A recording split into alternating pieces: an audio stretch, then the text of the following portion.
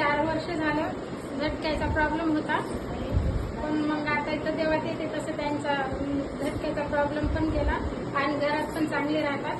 आणि लय दिवसाचं आम्हाला असं वाटत आहे की काय करावं म्हणून. असं रोज संध्याकाळच्या टायमाला यायचे ना, त्यांना दररोजच तसं व्हायचं, झटके जाईल त्यांना.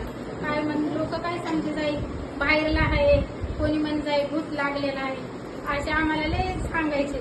पण मग आता लय चांगलं आहे, देवाला धन्यवाद करते, जिवंत देवाला. कोणता प्रॉब्लेम होता? फिटीचा प्रॉब्लेम होता आणि रोज त्यांना झटके यायचे. काय व्हायचं? रोज रोज संध्याकाळी यायचे. सांगा काका. 4 वर्षापासून त्यांना झटके जाईल. किती वर्षापासून? 4 वर्षापासून झटके जाईल. 4 वर्षापासून त्यांना या काकांना रोज झटके यायचे.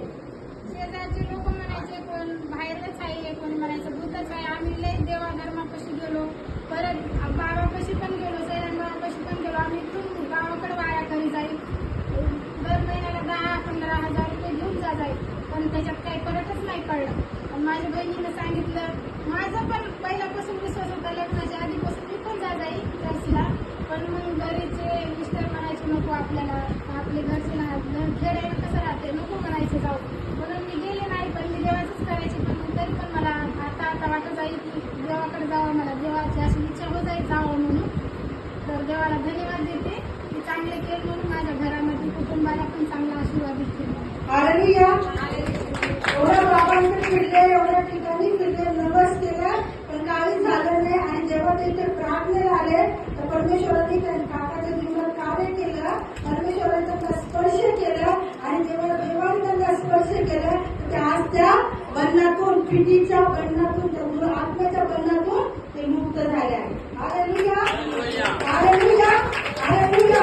आणि दुसरीकडे एवढे नवस केले, काय केलं, पण येशू ख्रिस्ताकडे फक्त आराधना केली. Hallelujah, hallelujah. मिर्गी की समस्या से ये अंकल पूरी तरह से आजाद हुए, प्रभु को छुआ और चंद्रा किया, इसलिए प्रभु को धन्यवाद। हालेलुया।